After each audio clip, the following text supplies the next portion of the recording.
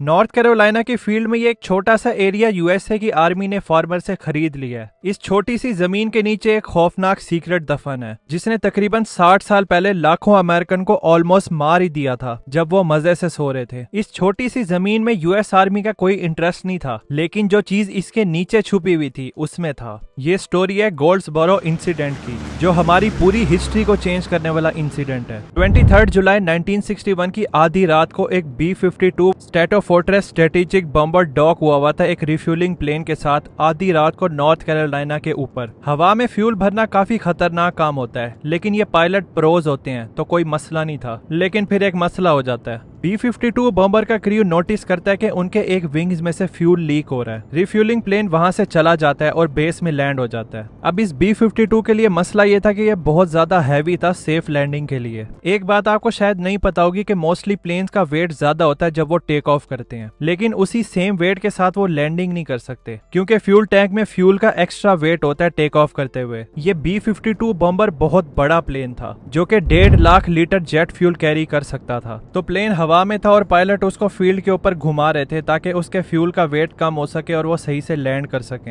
हर minute हजारों litre fuel जमीन पर गिर रहा था और ये छोटा सा इशू फुल स्केल इमरजेंसी बन चुका था। पायलट उसको लैंड करने की कोशिश कर रहे थे, लेकिन ये प्लेन डैमेज हो गया था। ये प्लेन बहुत तेजी से नीचे आ रहा था और कुछ नहीं किया जा सकता था। कोई भी प्लेन क्रैश का नुकसान काफी बड़ा होता है, लेकिन इस B-52 बॉम्बर का नुकसान पूरी दुनिया के लिए डिजास्टर होने वाला था क्योंकि इस प्लेन की बैक में दो 3.8 मैग्नीट्यूड के हाइड्रोजन बम थे, जिसमें हर बम 200 गुना ज्यादा पावरफुल होता है हिरोशिमा और नागासाकी पे गिरने वाले न्यूक्लियर बॉम्ब से। इससे आगे बताने से पहले आप लोग ये सोच रहे होंगे कि यूएसए कर क्या रहा था इतने खतरनाक हाइड्रोजन बम को अपने ही कंट्री के ऊपर उड़ाकर। इसका जवाब वो नहीं है जो आप सोच रहे हैं कि शायद इन बम को कहीं ट्रांसफर किया जा रहा होगा। इसका सही जवाब है क्रोम डोम। ये एक डेडली ब्लैक ऑप्स मिशन था जो यूएसए कर रहा था 1960s में, जिसके बारे में आप सोच भी नहीं सकते। और इसका सिर्फ एक ही मकसद था, सोवियत को तबाह करना, यानी मॉडर्न डे रशिया। ये कोल्ड वॉर का दौर होता है और न्यूक्लियर अटैक करना तो अपनी पीक पे था। इस वॉर में भी वही रूल था जो हम लोग बचपन में इस्तेमाल करते थे, अगर तुम हमें उड़ाओगे तो हम तुम्हें और बुरी तरह उड़ाएंगे। सपोज अगर सोवियत ने एक ही वार में यूएस का कमांड इंफ्रास्ट्रक्चर उड़ा दिया, इसके जवाब में हमला करना यूएसए के लिए इम्पॉसिबल था और वो बदला भी नहीं ले सकते थे। इसी वजह से ऑपरेशन क्रोम डोम शुरू किया गया। इस ऑपरेशन में काफी सारे B-52 bomber plane nuclear weapon लेकर हवा में हर वक्त उड़ते रहते थे। तो अगर सोवियत यूनियन न्यूक्लियर अटैक कर भी दे यूएसए पे और सब कुछ तबाह भी हो जाए अमेरिका में, तो ये B-52 बॉम्बर प्लेन फिर भी रशिया में जाकर न्यूक्लियर वेपन से उसको तबाह कर सकती हैं ऑपरेशन क्रोम डोम की वजह से। ये प्लान तो काफी अच्छा था, लेकिन इसकी खतरनाक साइड का इन लोगों ने नहीं सोचा। ऐसा वेपन जो मिलियंस में लोगों को मार सकता है, वो अमेरिका में हर वक्त 24/7 8 सालों तक हवा में उड़ते रहे। 24 जनवरी 1961 की स्टोरी पे वापस आए तो वो B-52 बॉम्बर बहुत तेजी से नीचे जा रहा था, इंसानों के बनाए हुए दो सबसे पावरफुल वेपन्स के साथ। प्लेन हवा में ही टूट जाता है और वो दो न्यूक्लियर वेपन प्लेन से निकलकर हवा में होते हैं। इसमें से पहला नीचे जा रहा था तो उसका पैराशूट खुल जाता है, और जो दूसरा बम था वो 700 किलोमीटर पर आवर की स्पीड से नीचे तेजी से आ रहा था और वो एक मीटरॉइड की तरह जमीन पर जाकर टकरा जाता है। जैसे ही ये होता है, इसमें से एक बम फटने के लिए तैयार था, और वो वाला नहीं जो आप सोच रहे हो। न्यूक्लियर वेपन्स में ना 4 सेफ्टी मैकेनिज्म्स होते हैं जो इसको किसी एक्सीडेंट की सूरत में फटने से बचाते हैं। दूसरे बम के केस में जो स्पीड ऑफ साउंड की रफ्तार से जमीन पर टकराया, लकीली उसके सारे ही मैकेनिज्म सही से काम किए, लेकिन जो पहला बम था उसके केस में काम थोड़ा खराब हो गया। आप ये सोच रहे होगे कि जो पहले बम का पैराशूट खुला था हवा में, वो किसी किस्म का सेफ्टी फीचर होगा जो इस बम को एक्सीडेंट की सूरत में प्रोटेक्ट करेगा, जबकि असल में पैराशूट खुलना ही पहला स्टेप होता है न्यूक्लियर बम के फटने का। जब किसी जगह न्यूक्लियर वेपन गिराया जाता है तो पहले उसका पैराशूट खोला जाता है, पहला के न्यूक्लियर बम गिराने वाले पायलट को भागने का टाइम मिल जाए उस लोकेशन से, और दूसरा के वो जमीन से थोड़ी हाइट पर ही ब्लास्ट हो ताकि उसका इम्पैक्ट मैक्सिमम हो। तो पहले बम का पैराशूट खुलना काफी बुरा साइन था और वो फटने के लिए तैयार था।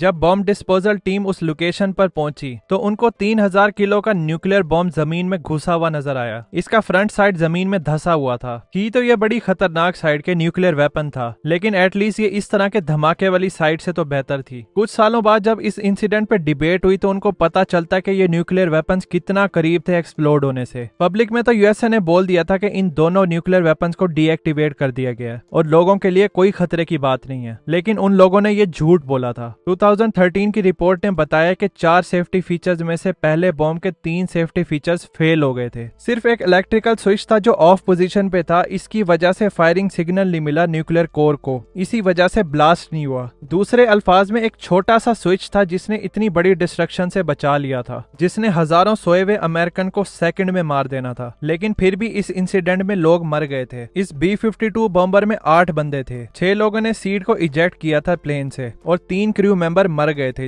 इसमें से एक जिसने सीट इजेक्ट नहीं की थी वो बच गया था टूटे हुए प्लेन से। उसने हवा में ही छलांग मार दी थी और पैराशूट के जरिए जमीन पर लैंड हो गया था। इस वाकये के कुछ दिन बाद जब जगह को बॉम्ब से क्लियर करने का टाइम आता है तो पहला बॉम्ब जिसने ऑलमोस्ट हजारों लोगों को मार ही दिया था वो जमीन पर पड़ा होता है। उसको ये लोग बड़े आसानी से लोकेशन से ले जाते हैं, लेकिन दूसरे बॉम्ब के लिए काम थोड़ा खराब था क्योंकि ये स्पीड ऑफ साउंड से गीली जमीन पर गिरा था, तो ये बॉम्ब 6 मीटर जमीन के अंदर चला जाता है और अंदर ये टूट भी जाता है। बॉम्ब के अंदर 2 सेपरेट न्यूक्लियर कोर्स होते हैं ताकि फटते हुए मैक्सिमम तबाही हो। रिकवरी क्रू को पहली सबसे बड़ी कोर तो मिल जाती है, लेकिन उनको दूसरी कोर मिलती ही नहीं है। कई दिनों की खुदाई के बाद जब उनको कोर नहीं मिलती तो वो डिसाइड करते हैं कि इस होल को हम वापस से भर देते हैं और ये प्रिटेंड करते हैं कि कुछ हुआ ही नहीं ऐसा वैसा। और अब तक आपने भी गेस कर लिया होगा वो जमीन का टुकड़ा जो मैंने आपको वीडियो के शुरू में बताया था, ये वही हिस्सा है। आज भी 6 किलो प्लूटोनियम इन दरख्तों के नीचे कहीं छुपा हुआ है। इसी वजह से यूएसए की आर्मी ने इस जमीन के छोटे से टुकड़े को खरीदा हुआ है कि कोई बेवकूफ इसके ऊपर घर ना बना ले। इसके आसपास की फील्ड पर आज भी खेती की जाती है। इस इंसिडेंट में तो ये कहा जा सकता है कि कोई बड़ा नुकसान नहीं हुआ सिवाय उन 3 क्रू मेंबर्स के मरने के, लेकिन सिर्फ इमेजिन करो कि अगर वो हाइड्रोजन बम फट जाता तो हमारी हिस्ट्री बिल्कुल ही चेंज होती। एक 3.5 मैग्नीट्यूड के हाइड्रोजन बम का एक्सप्लोड होना अमेरिका के अंदर, वो भी कोल्ड वॉर के दिनों में, इसके बहुत ही सीरियस कॉन्सिक्वेंसेज होने थे। अगर अमेरिका ये समझता कि वो अंडर अटैक हैं तो क्रोम डोम वाला रिस्पॉन्स फौरन होना था, और अगर अमेरिका को पता चल भी जाता कि न्यूक्लियर बॉम्ब उनका अपना ही था तो उन्होंने कौन सा ना मानना था पब्लिक में कि उन्होंने ही लाखों अमेरिकन को मार दिया। इन्होंने पब्लिक के सामने अपने हमसाये दुश्मन सोवियत पर ही उंगलियां उठानी थी। इसके जवाब में सोवियत को भी इन पर हमला करना पड़ता। तो एक छोटे से इलेक्ट्रिकल स्विच ने हमारी पूरी हिस्ट्री को चेंज होने से बचा लिया। लेकिन हिस्ट्री का ये मतलब नहीं है कि सिर्फ इंसानों की हिस्ट्री। हम इंसानों से पहले कई किस्म के क्रिएचर्स अर्थ पर जिंदा थे। हमारे प्लेनेट की हिस्ट्री में टोटल में 5 मास एक्सटिंक्शंस हुई हैं। आपको सिर्फ डायनासोर वाली एक्सटिंक्शन का पता होगा, जबकि उससे भी पहले 4 मास एक्सटिंक्शन हो चुकी है हमारे प्लेनेट पे, और हर एक्सटिंक्शन से पहले क्रिएचर्स जिंदा थे। इन 5 मास एक्सटिंक्शन पे मैंने ये वाली वीडियो बनाई है, आपको हाईली रिकमेंड करूंगा कि आप जरूर देखना। मिलते हैं फिर करोड़ों साल पहले। Thanks for watching.